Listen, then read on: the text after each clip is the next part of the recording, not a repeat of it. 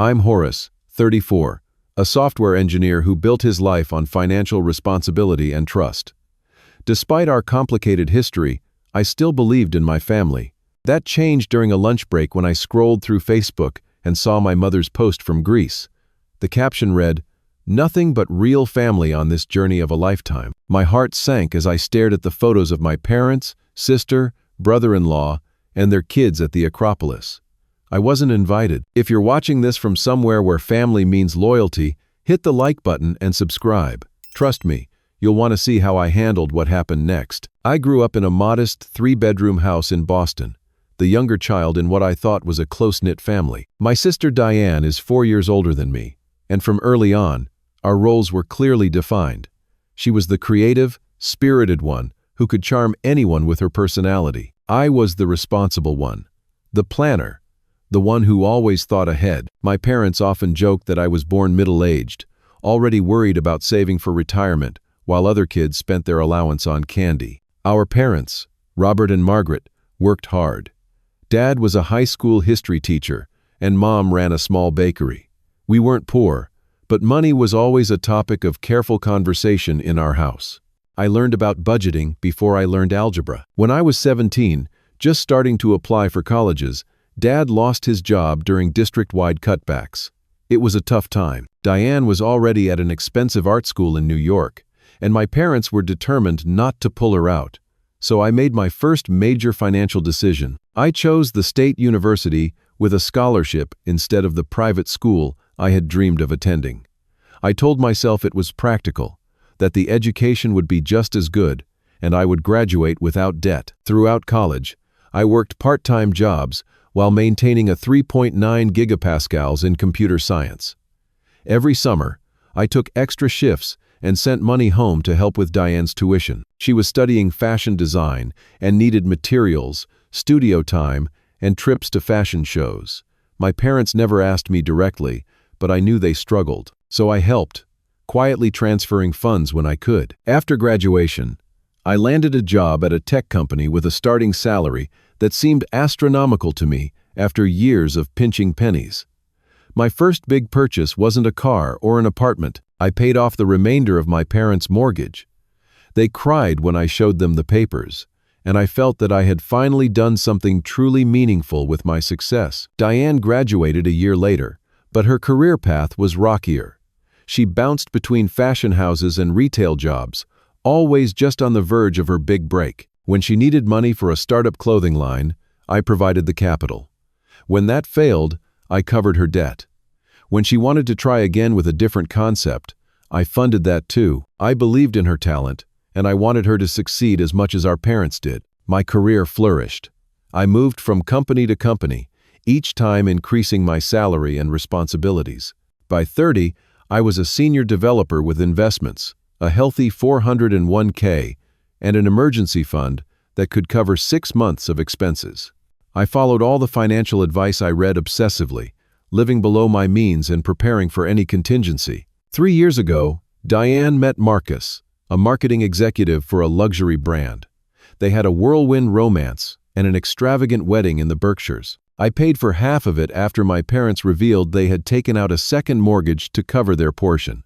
This led to our first real falling out. I was angry that they had put themselves in financial jeopardy when I would have helped if asked. They were hurt that I questioned their decision and saw it as criticism of Diane's choices. We barely spoke for months afterward. The reconciliation came slowly.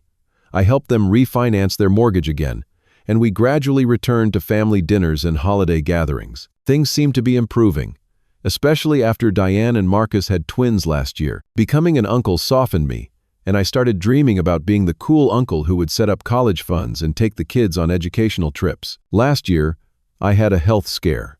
What I thought was food poisoning turned out to be appendicitis. While I was in the hospital awaiting emergency surgery, I realized no one could access my accounts to handle my bills if something went wrong. In a moment of vulnerability, I gave my parents the passwords to my main accounts, just in case. After I recovered, I meant to change them, but life got busy, and they had never given me reason not to trust them with financial matters. Despite our renewed closeness, I sometimes sensed that Diane was still the favorite. Small comments, The way my parents lit up when she called, how they rearranged schedules for her but expected flexibility from me. I told myself I was being oversensitive, that we were adults now and beyond such childish concerns. I wanted to believe we had moved past the old dynamics. 2 months ago, we had a family dinner at my parents' place. Over dessert, Dad mentioned that he and Mom had always wanted to visit Greece. The history, the islands, the food. Someday, he said wistfully. I immediately offered to help plan a trip, maybe for their upcoming 40th anniversary. Everyone seemed enthusiastic, and we spent the evening looking at pictures of Santorini and Athens online. I even mentioned that I had points we could use for flights. The conversation shifted, but the idea had been planted. At least, that's what I thought.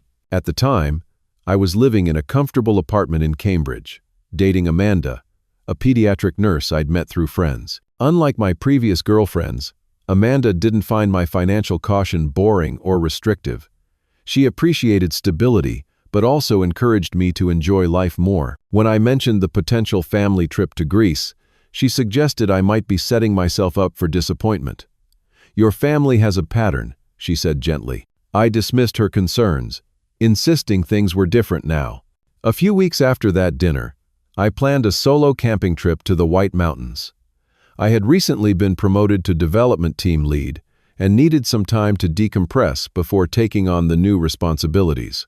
I told my family I'd be off the grid for 3 days, in an area with no cell service. Amanda was on call that weekend, so she couldn't join me. I packed my gear, left my apartment spotless as always, and headed north, looking forward to fresh air and solitude. Little did I know that while I was sitting by a campfire under the stars, my family was boarding a plane to Athens, with tickets purchased using my credit card. The camping trip was exactly what I needed. 3 days of hiking, reading by the campfire, and sleeping under the stars cleared my mind in ways that no amount of meditation apps could achieve. I felt renewed, ready to tackle my new role at work, and eager to reconnect with the world. As I drove back toward Boston on Sunday afternoon, I stopped at a small coffee shop in Portsmouth to check my emails before the final stretch home. The coffee shop was quiet, just a few students studying and a couple having a hushed conversation in the corner. I ordered a black coffee, settled into a comfortable chair, and opened my laptop. I had over 100 emails, mostly promotional, a few work messages that could wait until Monday, and several notifications from social media. Nothing urgent, nothing that couldn't have waited another couple of hours until I got home. Then I opened Facebook, scrolling mindlessly as I sipped my coffee. I nearly choked when I saw the post at the top of my feed. It was from my mother's account, posted 18 hours earlier. The photo showed my parents, Diane, Marcus, and the twins standing in front of the Parthenon, squinting slightly in the bright Mediterranean Sunday, all of them smiling, arms around each other, looking happier than I'd seen them in years.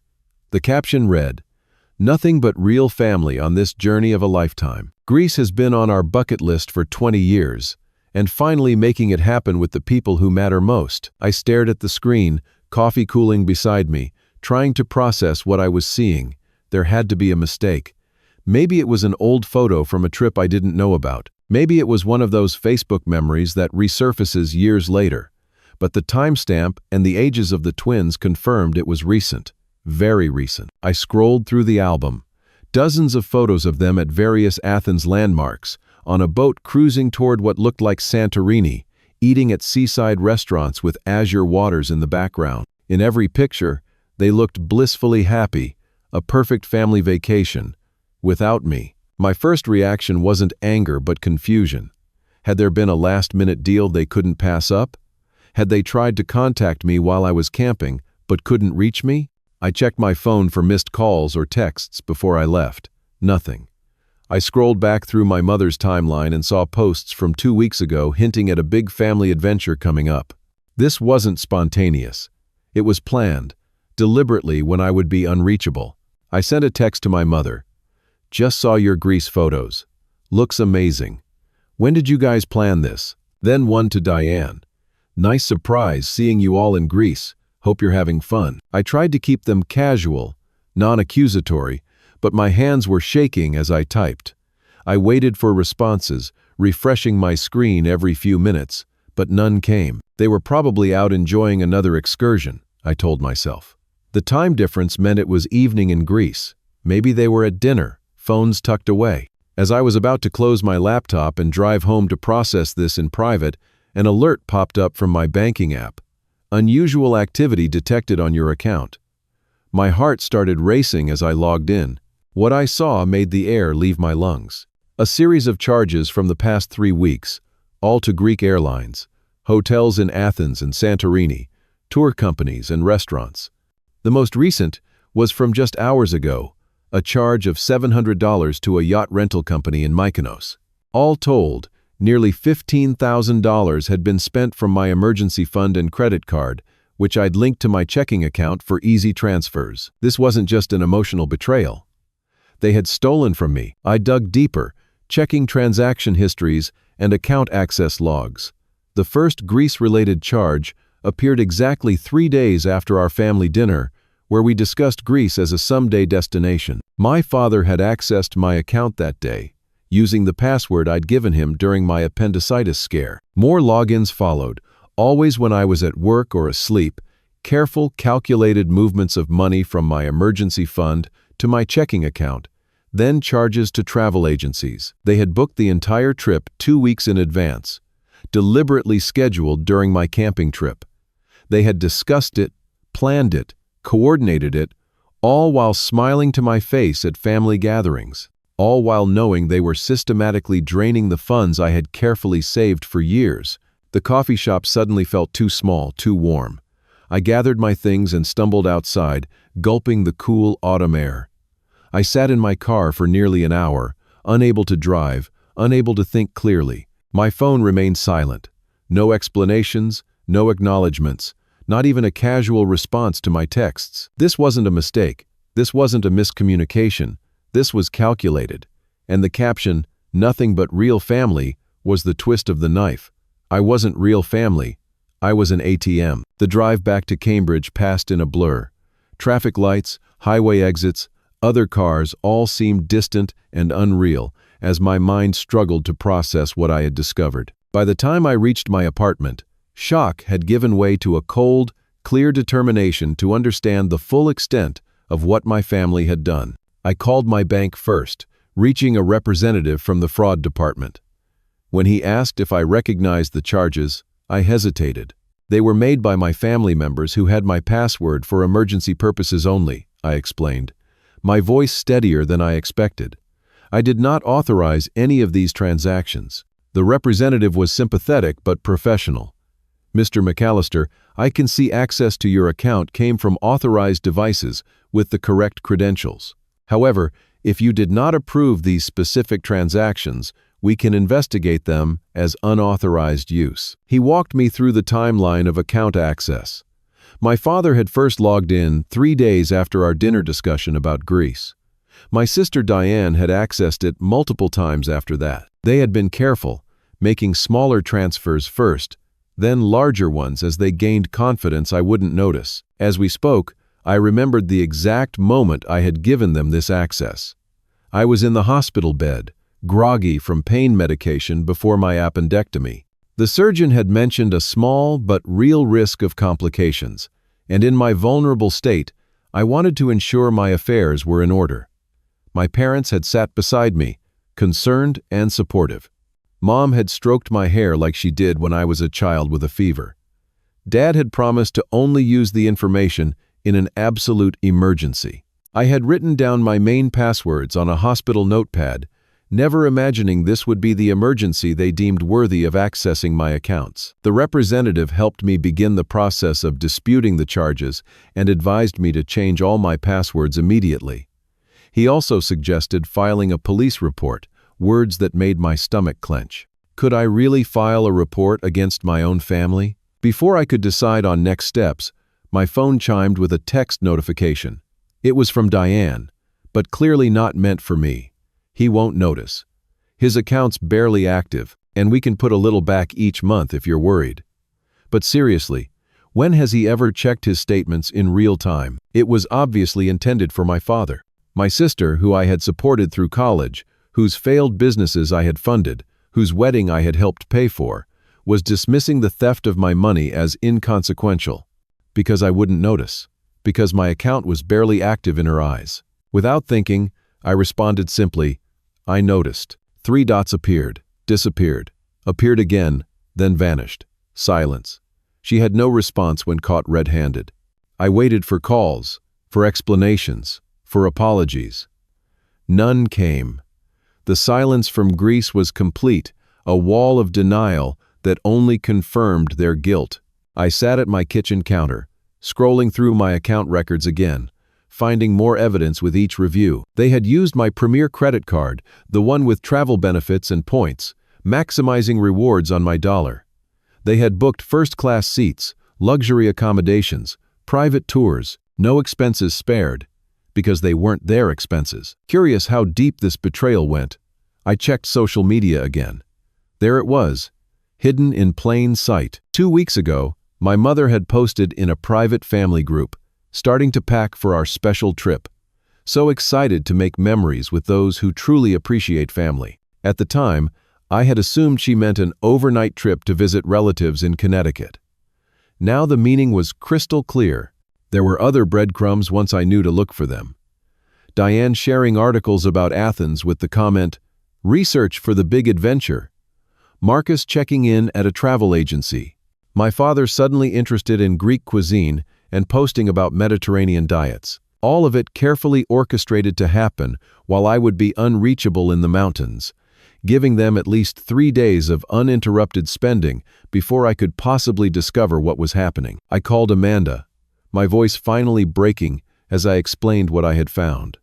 She was furious on my behalf, but not surprised. "I've been telling you for months that they take advantage of you," she said softly, "but I never thought they would go this far.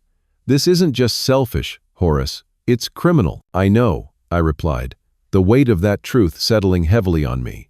"And the worst part is, they clearly don't think they did anything wrong." The real family comment, Diane's text. "They feel entitled to my money." "What are you going to do?" Amanda asked. I looked at my account summary again. Nearly $15,000 gone.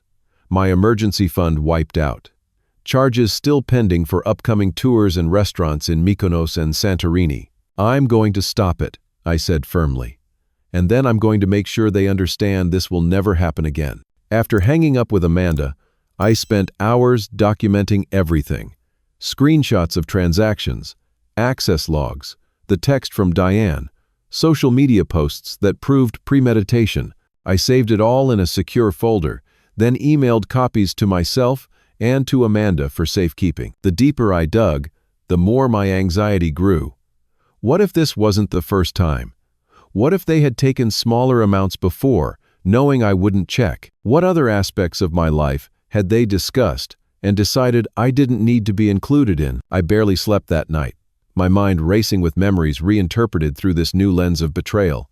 Morning brought no relief, only the cold certainty of what needed to be done. Monday morning, I called in sick to work for the first time in 3 years. This situation required my full attention. My first call was to Ryan, a college friend who now worked as a financial crimes attorney. I explained the situation as dispassionately as I could, though my voice still wavered at times. "Let me get this straight," Ryan said after listening to the full story. "Your parents and sister used your account credentials, which you gave them for emergency purposes during a health crisis, to book a family vacation to Greece without your knowledge or consent, and they deliberately planned it during a time you would be unreachable." "That's correct," I confirmed. "And the total amount is approximately $15,000? So far. They're still in Greece for another week, according to their itinerary." Ryan's sigh was heavy with both sympathy and professional concern. "Horace, I have to be straight with you. This is textbook unauthorized use. The fact that their family doesn't change the legal reality. You have every right to report this as fraud and dispute the charges." "But they're my family," I said, hearing the weakness in my own argument. "Who stole from you?" Ryan countered gently. "Look, I understand the emotional complexity here, but ask yourself this. If a colleague or neighbor did this, would you hesitate to call it what it is?" He was right, and we both knew it. He advised me to contact my credit card company immediately to freeze the account and dispute all grease-related charges. He also recommended filing a police report, not necessarily to press charges immediately, but to establish a formal record of the incident. After thanking Ryan, I spent the next hour researching credit card fraud by family members. The stories I found online were heartbreaking and infuriatingly similar to my situation. Adult children finding parents had opened accounts in their names. Siblings using shared access to drain savings. And in most cases, the perpetrators counting on family loyalty to avoid consequences. With growing resolve, I called my credit card company. The representative was efficient and understanding. I explained the situation, confirmed which charges were unauthorized, and requested an immediate freeze on the account.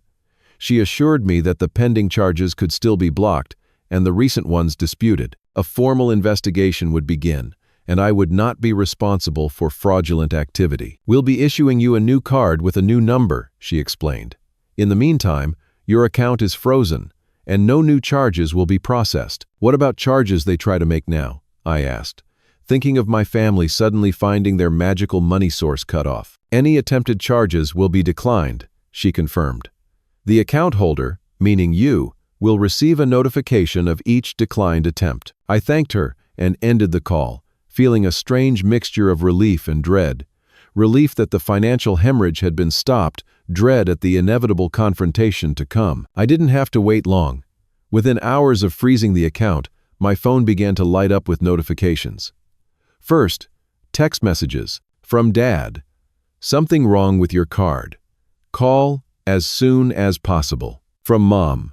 "Horace, we need to talk about the credit card. Call me, please." From Diane. "What the fuck did you do? We're stuck at a restaurant." I didn't respond. Let them feel a fraction of the shock I had experienced. Then the calls started. First Dad, then Mom, then Diane, then back to Dad.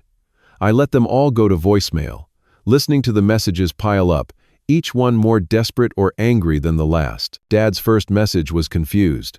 "Son, your card isn't working. Not sure what's happening. Give me a call when you can." His second was suspicious. "Horace, I think there might be a problem with your account. We're having some issues here." By the third, he knew, "This is not the way to handle family matters. Call me immediately." Mom's messages started with concern that felt insultingly false. "Honey, are you okay?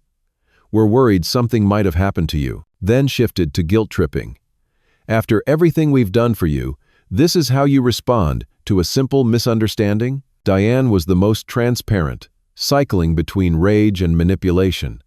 "You had no right to cut us off like this. We're stranded," followed by, "Please, Horace, the kids are tired and hungry. We need your help." The most revealing voicemail came from my mother at 2 a.m. my time. "We only did this because you're always so rigid with money.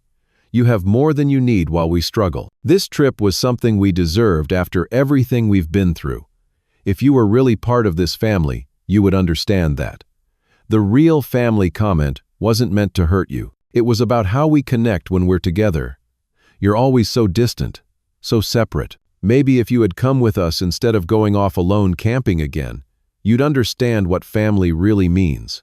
The mental gymnastics were almost impressive. Somehow, in her mind, their theft was justified by my financial responsibility, and my exclusion was my own fault for not being present at an event I was never told about. At 6:08 a.m. Eastern Time, while I was making coffee and preparing for another day of damage control, my phone exploded with activity. 26 calls in rapid succession, primarily from my father and sister, with a few from my mother, and even 2 from Marcus. I later learned this was when they attempted to pay for a premium tour of ancient ruins and found every card declined. I let the calls continue to voicemail.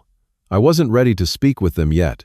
I needed professional guidance first. That afternoon, I had a video session with Dr. Linden, a therapist I had started seeing occasionally after my health scare. I explained the situation, showing her some of the texts and playing a particularly manipulative voicemail from my sister. "What you're describing is a significant breach of trust," Dr. Linden said, "and their responses show little remorse for the act itself, only frustration at being caught and inconvenienced." "I feel crazy for being so upset," I admitted. "It's just money, right? And their family." Dr. Linden's expression was serious. "Horace, this isn't just money. This is a violation of your boundaries, your trust, and your relationship. The financial aspect is significant, but the betrayal is the deeper wound here, and their attempts to make you feel guilty for protecting yourself are concerning." She advised me to maintain firm boundaries during the inevitable confrontation, to prepare specific points I wanted to make, and to be ready for emotional manipulation. "They may try to reframe this as your failure as a family member," she warned.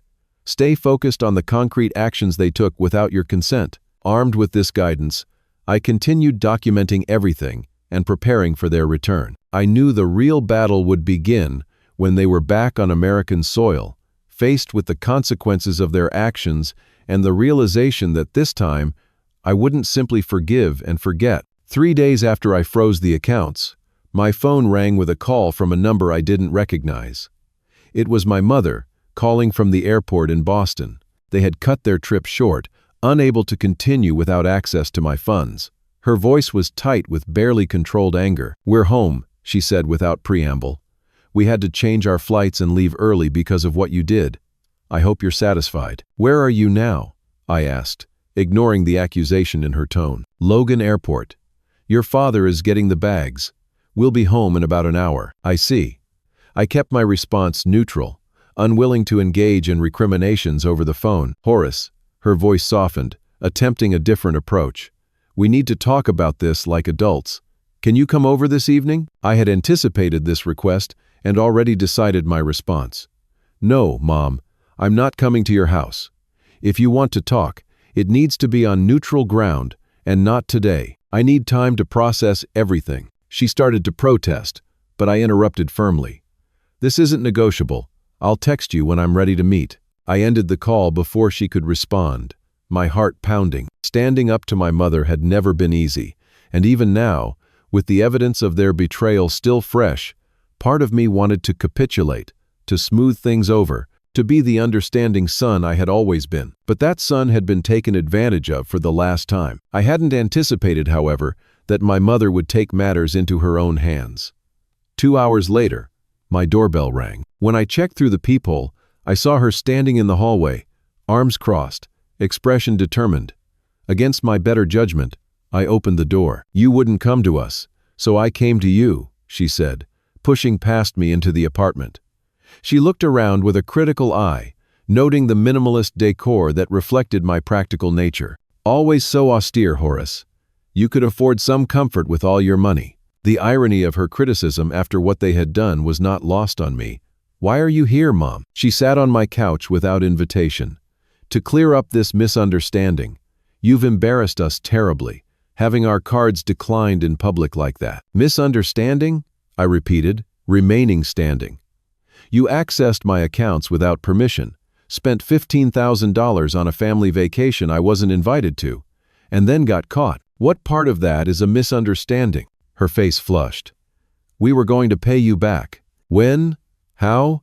And why not ask me directly?" She waved a dismissive hand. "You would have said no.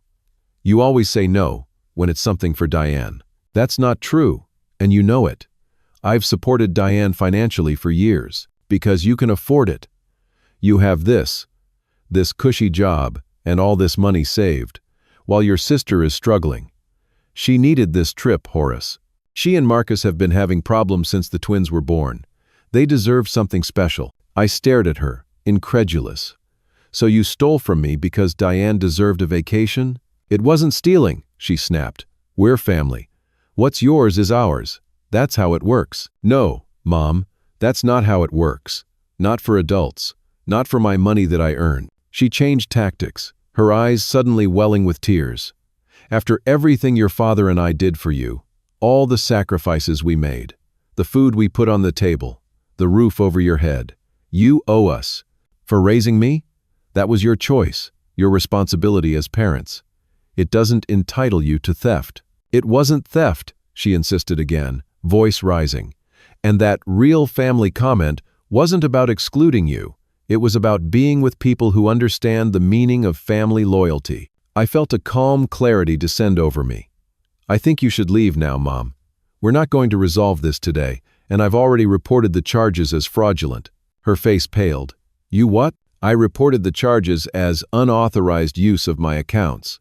The credit card company and the bank are both investigating. She stood up, suddenly looking much older than her 60 years. You reported us to the authorities?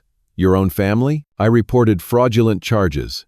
Yes. She grabbed her purse, hands shaking. Your father will be furious. You have no idea what you've done. As she left, slamming the door behind her, my phone buzzed with a text from Marcus, Diane's husband. You need to drop this now. I know people who can make things very difficult for you. Don't test me. The threat was amateur and vague, but it still sent a chill through me. This was escalating beyond what I had anticipated. I forwarded the text to Ryan, my attorney friend, who called me immediately. Save everything, he advised. Every threat, every message. This strengthens your case if you need to take legal action. I don't want to sue my family, I said, the words feeling strange in my mouth. I understand that. But they need to understand there are consequences for what they did.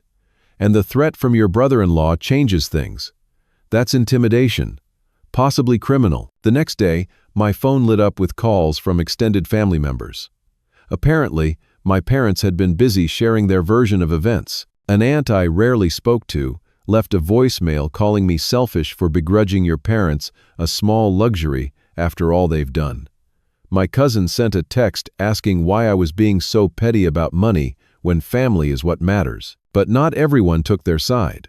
My Uncle David, my father's brother, called to offer his support. Your dad told me what happened, trying to get me to talk some sense into you, he explained. But between you and me, what they did was wrong. I told him so to his face. This unexpected alliance was comforting, a reminder that not everyone in my family shared my parents' warped sense of entitlement. The most surprising call came from my grandmother, my mother's mother, who had always favored Diane. Horace, she said in her no-nonsense voice that had terrified me as a child. I heard what they did with your money. It's disgraceful. In my day, we called that stealing, family or not. These pockets of support strengthened my resolve as the pressure from my immediate family intensified. My father finally called directly, his voice cold and authoritative, the tone he used when I was a child in serious trouble. You will drop these fraud claims immediately, he stated without greeting. You're making a scene over nothing, and it stops now. It's not nothing, Dad. It's $15,000 taken without my permission. We would have paid you back, he insisted, echoing my mother. We're good for it. When? How? You took out a second mortgage for Diane's wedding that I helped you refinance. Where is this repayment coming from? His silence confirmed what I already suspected. There had never been a concrete plan to repay me. If you continue with this, he finally said, if you persist in treating your family like criminals, then you are no longer our son. Do you understand what I'm saying? You will be cut off completely. The threat hung in the air between us. For the first time in my life, I didn't back down in the face of my father's anger. I understand perfectly, I replied evenly, and I'm proceeding with the fraud claims. He hung up without another word. That evening, I received an email from the credit card company. Their preliminary investigation had determined that the charges were indeed unauthorized, and they would be reversed pending final review. The bank was still investigating the transfers from my savings, but the representative I spoke with indicated they were likely to rule in my favor as well. As I processed this news, sitting alone in my apartment, I felt no triumph, only sadness that it had come to this, and resolution that I would never allow myself to be treated this way again, not even by family, especially not by family. A week after my family's early return from Greece, we finally met face to face. At my insistence, the meeting took place at a neutral location, a private room I reserved at a local library. I arrived early, arranging the chairs in a circle, no table between us to act as a barrier or shield. I wanted everyone visible, accountable. My parents arrived first, both looking tired and tense. Dad's jaw was set in the stubborn expression I recognized from childhood disagreements.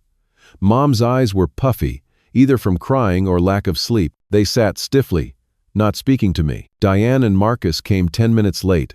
The twins left with a sitter. Diane wouldn't meet my eyes, but Marcus glared openly, his arm protectively around my sister's shoulders. The tension in the room was palpable, the air thick with unspoken accusations. I had prepared extensively for this meeting, consulting with both Ryan and Dr. Linden about the best approach.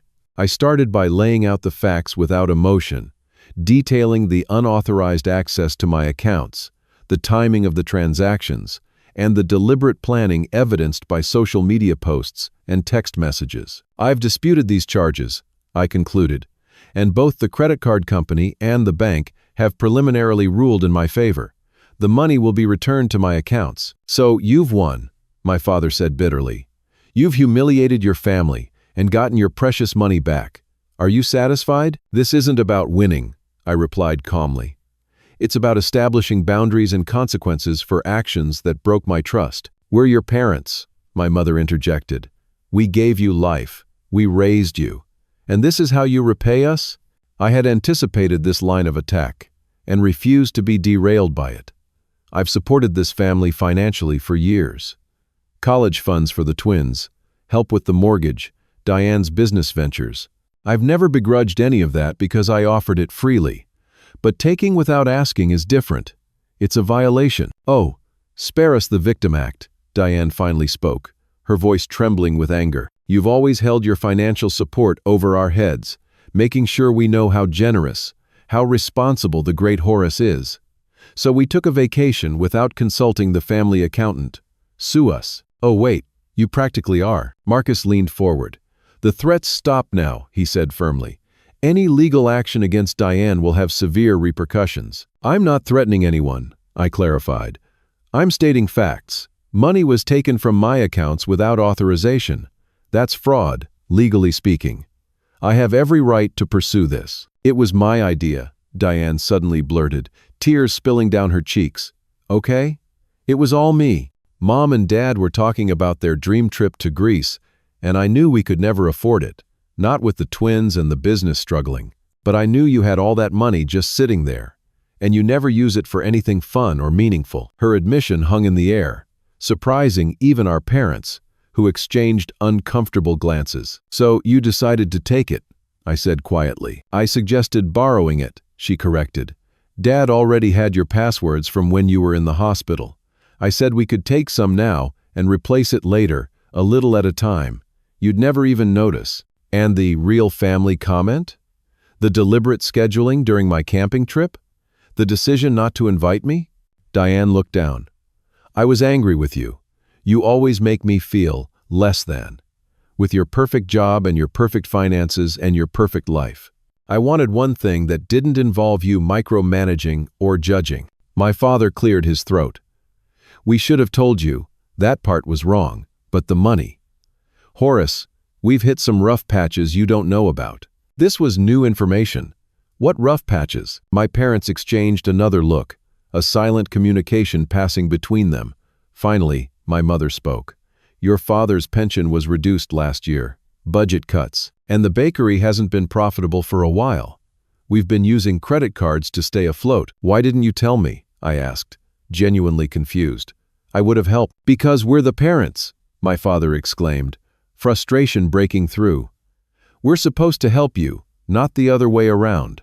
Do you know how humiliating it is to depend on your child? To watch you succeed while we struggle? And then to have you report us like common criminals? I took a deep breath, processing this new perspective. I understand pride, but what you did was still wrong. There were other options besides theft. We were desperate, my mother admitted softly. The trip was Diane's idea, yes, but we went along with it because we were tired of saying no to everything because of money. Just once, we wanted to say yes to something special. The room fell silent as I considered their words.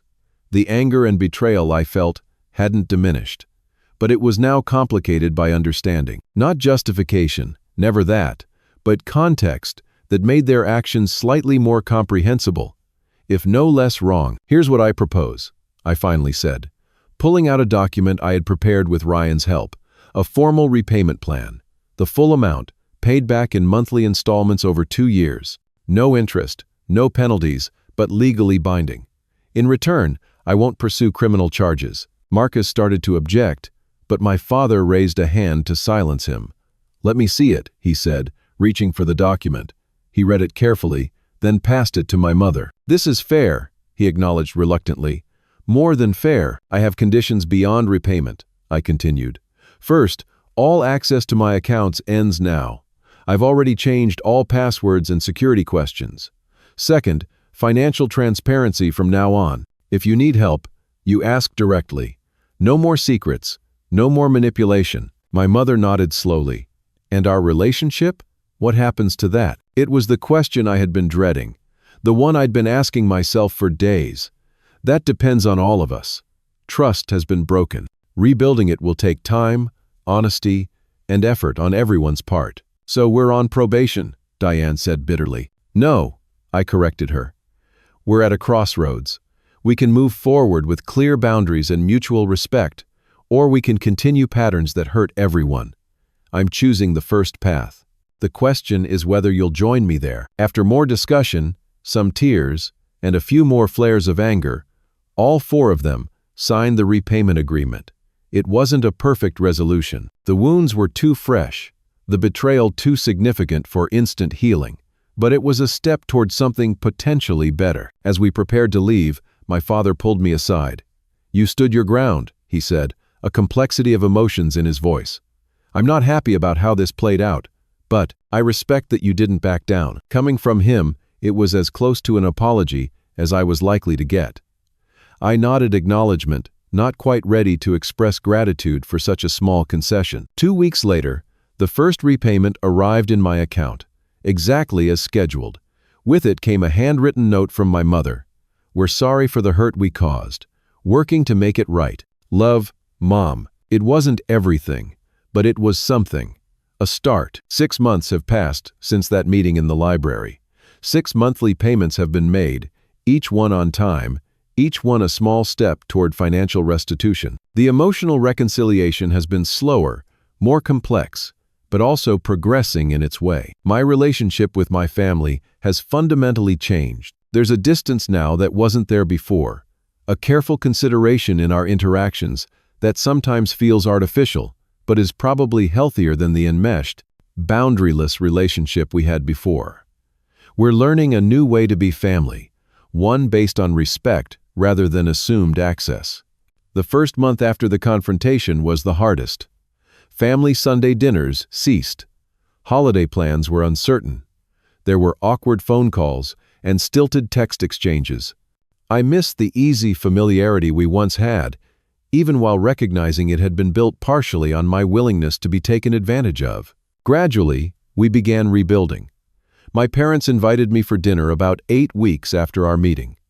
It was uncomfortable at first, conversation carefully navigating around sensitive topics. But by dessert, we had found some common ground discussing a new documentary series Dad had discovered. Small talk, nothing deep, but it was communication without recrimination. Diane was the slowest to come around. Her pride had been wounded deeply, both by being caught and by having to admit her role in initiating the plan. But the twins provided a natural connection point. I continued to be involved in their lives, taking them to the Children's Museum, reading to them over video calls. Children have a way of bridging adult divides. Throughout this rebuilding period, Amanda has been my rock. She never once said, "I told you so," though she had every right to. Instead, she listened, advised when asked, and stood firmly by my side. Our relationship has deepened through this crisis. Last month, I asked her to move in with me, and we're now talking about longer-term plans together. The experience has also strengthened my connections outside my biological family. Ryan and I meet regularly for lunch now, not just as lawyer and client, but as friends rediscovering common interests. My sessions with Dr. Linden continue, helping me understand the family dynamics that led to the betrayal and develop healthier patterns for the future. I've built a circle of chosen family, people who respect boundaries and value trust. We celebrate birthdays together, have game nights, support each other through challenges. These relationships lack the complex history of my family ties, but they offer a straightforward loyalty that has become increasingly precious to me. Professionally, I've thrived despite the personal turmoil. My promotion to team lead has been successful, with my project coming in under budget and ahead of schedule. I've received recognition from senior management and am being considered for advancement to director level next year. The focus and boundaries I've learned to implement in my personal life have translated well to my professional responsibilities. Financially, I've rebuilt my emergency fund, now larger than before, and secured with protections my previous naive self never considered necessary. I've implemented two-factor authentication on all accounts, created complex passwords stored in a secure manager, and set up alerts for any unusual activity. I monitor my credit regularly and have placed freezes that require my direct authorization for new accounts. Never again will I be financially vulnerable, even to those closest to me. The most profound change, though, has been internal. I've learned that real family is defined by respect and loyalty, not blood ties. That generosity should be met with gratitude, not entitlement. That helping others doesn't mean enabling harmful behaviors. That standing up for myself isn't selfish, but necessary for honest relationships. 2 weeks ago, I received an invitation to a family gathering, celebrating my parents' anniversary. At the bottom, in my mother's handwriting, was a note. No pressure, but we'd love to have you there. All of you, including Amanda. Family is whoever shows up consistently with love and respect. It was the first acknowledgement that family bonds are earned, not assumed. A small but significant shift in perspective. I'm still deciding whether to attend.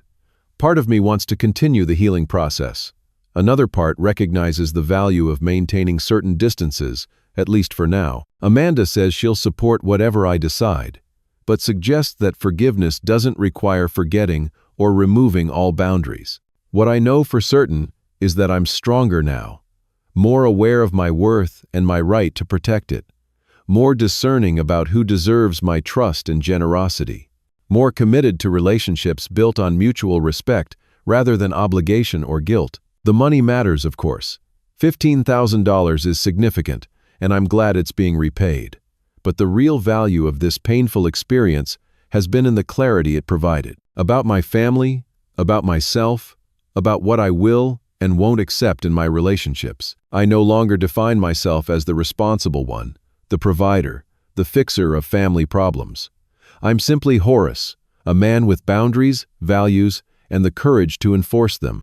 And that, perhaps, is the greatest return on this unwanted investment in family dysfunction. So what about you? Have you ever had to make difficult choices about family boundaries? Have you experienced betrayal from those you trusted most? I'd love to hear your stories in the comments below. Sometimes knowing we're not alone in these struggles is the first step toward healing.